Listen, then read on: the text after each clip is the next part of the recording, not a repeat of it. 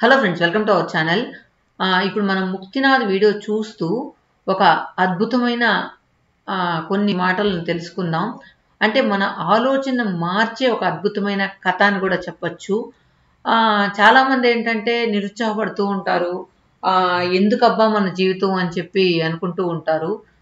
అలాంటి వాళ్లకు ఇది ముఖ్యంగా కనువిప్పు కలిగే ఒక అంశం అని చెప్పచ్చు. ఇది అంతా విన్నాక మనం ఎందుకు నిరాశపడుతున్నాం, మనం ఉన్న పరిస్థితే నిరాశపడాల్సిన అవసరం లేదు, మనకు ఎంతో జీవితం ఉందని అనిపించే ఒక గొప్ప మాటలు అని చెప్పచ్చు. సో దానికి గాను ఒక చిన్న కథ విందాం. సో దాని తర్వాత మీరు దీని మీద మీ వాల్యుబుల్ కమెంట్స్ ఏంటో తప్పకుండా తెలియజేయండి. ఒక ఊర్లో ఒక వ్యక్తి తన జీవితం పట్ల చాలా నిరాశతో ఉంటాడు.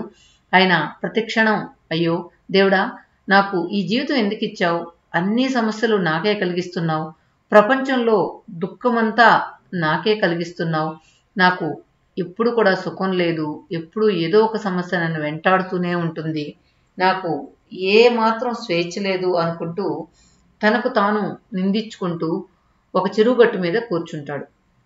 అదే సమయంలో ఒక పెద్ద గ్రద్ద ఒకటి తాను వేటాడిన ఒక పక్షి పిల్లను తీసుకుని పక్కనే ఉన్న చెట్టు మీద కూర్చొని దాన్ని తినడం మొదలు పెడుతుంది. ఇతను దూరంగా కూర్చొని ఆ వ్యక్తి గమనిస్తూనే ఉంటాడు.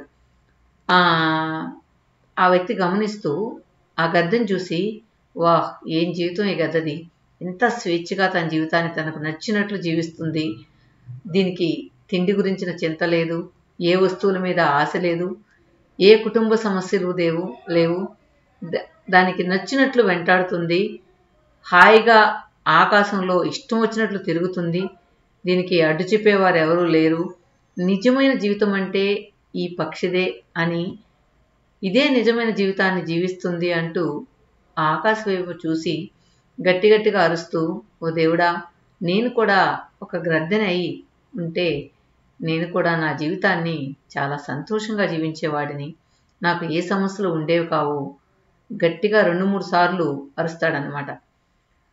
ఇలా అరుస్తూ ఉండగా అకస్మాత్తుగా ఆకాశంలో ఒక మెరుపు మెరిసింది. అందులో నుంచి ఒక శబ్దం వినిపిస్తుంది. నాయనా, నువ్వు నిజంగా గ్రద్దగా మారాలనుకుంటున్నావా? నీ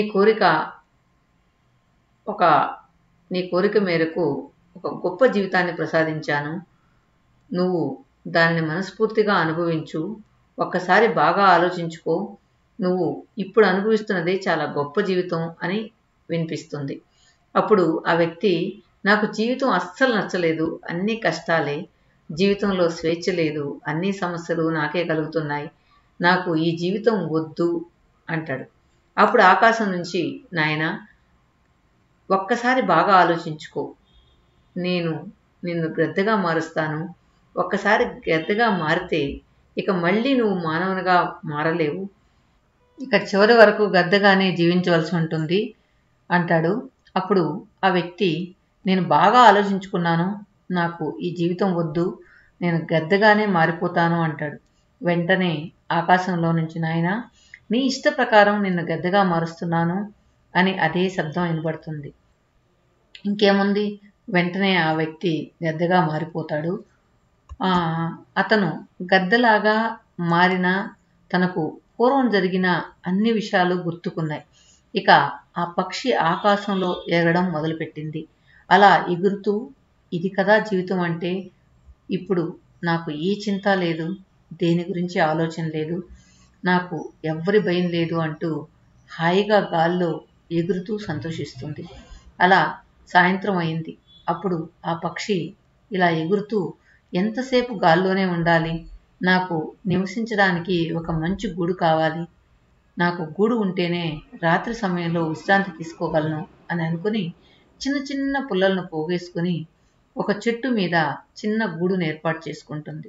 ఆ గూడులో రాత్రి పడుకొని ఆ పక్షి ఇలా ఆలోచిస్తుంది, ఈరోజు నా జీవితంలో నేను మర్చిపోలేని రోజు, నేను చాలా ఆనందంగా ఉన్నాను, ఈరోజు విశ్రాంతి తీసుకుని రేపు ఉదయాన్నే వేటాడి నా ఆకలిని తీర్చుకొని మళ్ళీ ఆకాశంలో హాయిగా విహరిస్తాను అని అనుకుంటుంది.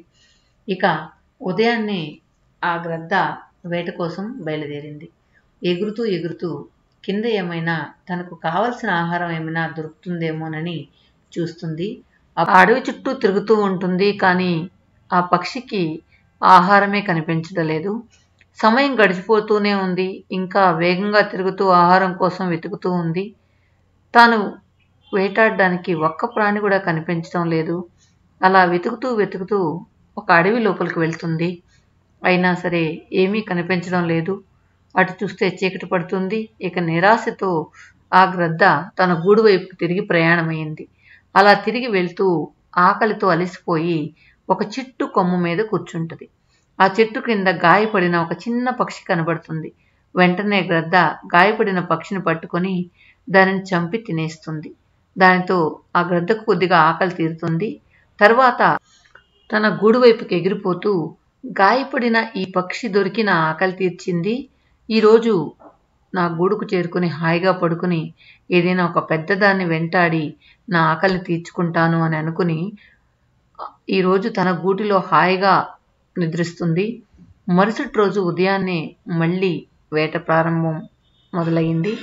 వేగంగా గాల్లో ఎగురుతూ కింద ఏమైనా ఆహారం దొరుకుతుందేమోనని చూస్తుంది. కానీ ఈరోజు కూడా ఆహారం దొరకలేదు. మళ్ళీ అడవిల్లోకి వెళ్ళింది. అయినా కూడా ఏమీ దొరకలేదు. చీకటి పడుతుంది. ఇక అలిసిపోయి తన గూటికి ప్రయాణం అయ్యింది. వెళ్లే దారిలో అలిసిపోయి మళ్ళీ అదే చెట్టు కొమ్మ మీద కూర్చుని ఉంటుంది. కిందకు చూసింది. నిన్నటిలాగానే గాయపడిన పక్షి ఏదైనా లభిస్తుందేమో కానీ అని చూస్తే అక్కడ ఏమీ లేదు, ఏ పక్షి లేదు. ఇక చేసేది ఏమీ లేక ఆ పక్షి ఆకలితోనే తన గూటికి చేరుకుని, రేపు ఉదయాన్నే వేరే చోటుకి వెళ్ళి ప్రయత్నం చేస్తాను, నాకు తప్పకుండా మంచి ఆహారం దొరుకుతుంది అని అనుకుని ఆ రోజు రాత్రి కూడా ఆకలితోనే పడుకుంటుంది. అదే రోజు రాత్రి అక్కడ పెద్ద గాలివాన వస్తుంది. ఆ గాలి యొక్క వేగానికి ఆ గద్ద యొక్క గూడు ఎగిరి దూరంగా పడిపోతుంది. ఆ గూట్లో నుంచి ఆ గద్ద ఎగిరి ఇంకా దూరంగా ఒక ముళ్ళ పొదలోకి వెళ్ళి పడుతుంది. అలా పడగానే ఆ గద్ద కాలుకు ఒక కర్ర ముక్క గుచ్చుకొని గాయపడుతుంది. ఒకవైపు భారీ వర్షం, మరోవైపు కాలికి గాయం. ఆ పక్షికి చాలా నొప్పి కలుగుతుంది. ఎలాగో వెళ్ళి ఒక చెట్టు మొదట్లో కూర్చొని ఉంటుంది. చాలా కష్టంగా ఈరోజు రాత్రి గడిచిపోయింది. ఉదయాన్నే వర్షం ఆగిపోయింది. అంతా ప్రశాంతంగా మారిపోయింది. కానీ ఈ గద్ద గాయంతో దుఃఖిస్తూ ఉంది. ఇప్పుడు తనకు వేటాడే శక్తి లేదు. ఎందుకంటే బలమే తన కాళ్ళు. అయితే ఆ గద్దకు గాయమైంది కాబట్టి 2 రోజుల నుండి సరిగా ఆహారం కూడా లేదు. ఆ గద్ద కొద్దిగా శక్తిని పుంజుకొని ఎలాగో పైకి లేచి ఎగిరి ఏదైనా గాయపడిన పక్షి దొరుకుతుందేమో అని చుట్టూ చూస్తూ తిరుగుతుంది. కానీ ఏం లాభం, దానికి ఒక పక్క గాయం, ఒక పక్షి కూడా దొరకలేదు. అప్పుడు ఆ పక్షి బాగా అలసిపోయి ఒక చెట్టు కింద కూర్చుని ఉంటుంది. కానీ అక్కడ దానికి మరొక ప్రమాదం ఎదురైంది. బాగా గాయపడిన గద్దని చూసి ఒక కాకుల గుంపు దాన్ని పొడుస్తూ ఇంకా గాయపరుస్తూ ఉన్నాయి.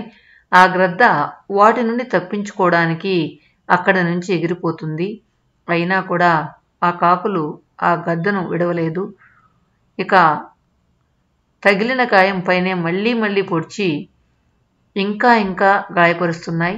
అప్పుడు ఆ గద్ద ఆ గుంపులో నుండి తప్పించుకోవడానికి చాలా వేగంగా నిటారుగా ఆకాశంపైకి ఎగురుతుంది. ఆ కాకులు కూడా గద్ద వెంట ఎగురుతాయి. కానీ ఆ గద్ద ఎగిరినంత ఎత్తుకు ఆ కాకులు ఎగరలేక తిరిగి వచ్చేస్తాయి. అలా పెద్ద కాకుల బారిని తప్పించుకుంది. అంత ఎత్తు ఎదిగిన గద్ద అంత శక్తి లేదు, కానీ ప్రాణభయంతో అంత ఎత్తుకు వెళ్ళింది. అలా ఎంతసేపు పైనే ఉంటుంది. మళ్ళీ కొంత సమయానికి కిందకు వచ్చేస్తుంది. వచ్చిన వెంటనే మళ్ళీ కాకుల గుంపు వెంటపడి పడవడం మొదలు పెడతాయి. ఒకవైపు ఆకలి, మరోవైపు కాలిక తగిలిన గాయం. ఏం చేయాలో ఆ గద్దకు అర్థం కావడం లేదు.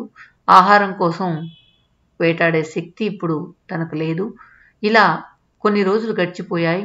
ఇక 4వ రోజున ఆ పక్షికి పూర్తిగా శక్తి నశించిపోతుంది. ఆ గద్ద శరీరం పట్టు కోల్పోతుంది. మరణానికి దగ్గరయింది.